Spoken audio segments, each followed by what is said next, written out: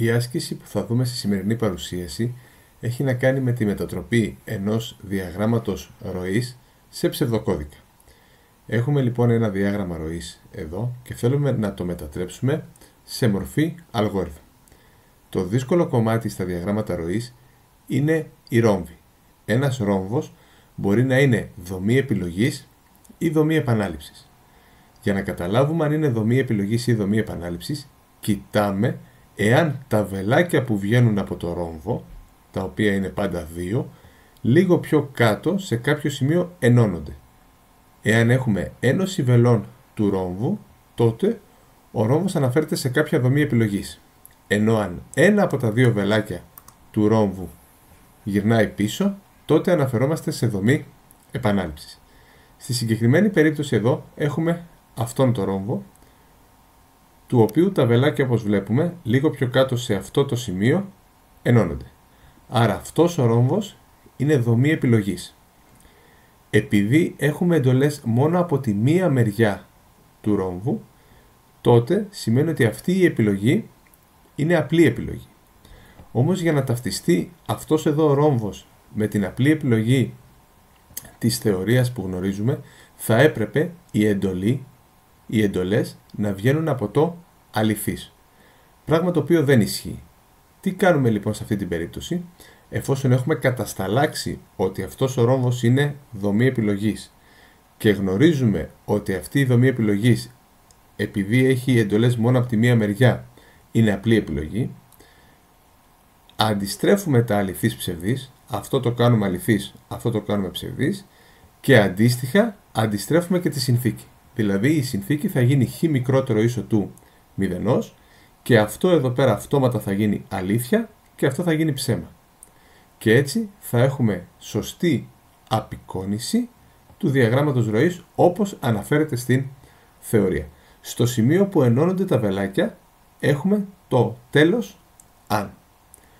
Αυτός ο ρόμβος εδώ είναι δομή επανάληψης, γιατί βλέπουμε ότι το ένα βελάκι γυρνάει πίσω, ενώ το άλλο βελάκι συνεχίζει μόνο του. Η μόνη δομή επανάληψης η οποία έχει το ρόμβο κάτω, δηλαδή μετά τις εντολές, είναι η μέχρι ότου. Άρα αυτός ο ρόμβος εδώ θα είναι μία μέχρι ότου και το σημείο στο οποίο γυρνάει το βελάκι θα αποτυπωθεί με την εντολή αρχή επανάληψης. Ξεκινάμε λοιπόν. Πρώτο σχήμα είναι έλλειψη, αρχή, άρα γράφουμε αλγόριθμος και δίνουμε εμείς ένα όνομα στον αλγόριθμο. Η επόμενη εντολή είναι σίγμα εκχώρησε 0. Η επόμενη εντολή είναι διάβασε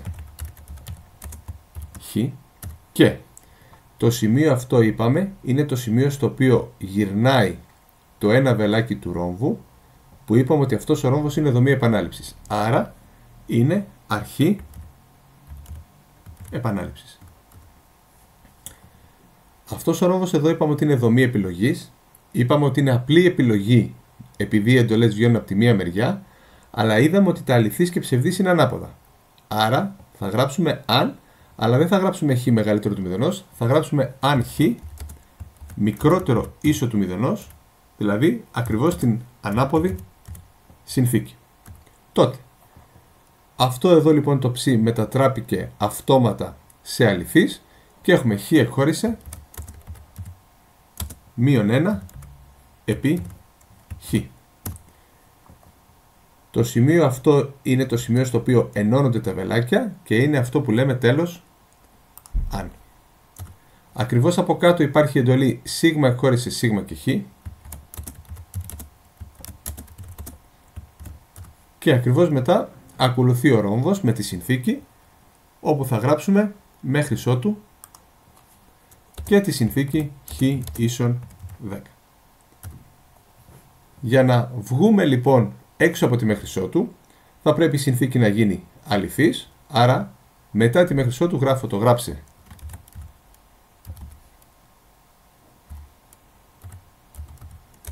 χ και κλείνουμε με τέλος και το όνομα του αλγόριθμου. Αυτή ήταν μια παρουσίαση μετατροπής ενός διαγράμματος ροής σε αλγόριθμο, όπου κάποιος ρόμβος είχε τα ψευδής και αληθής ανάποδα.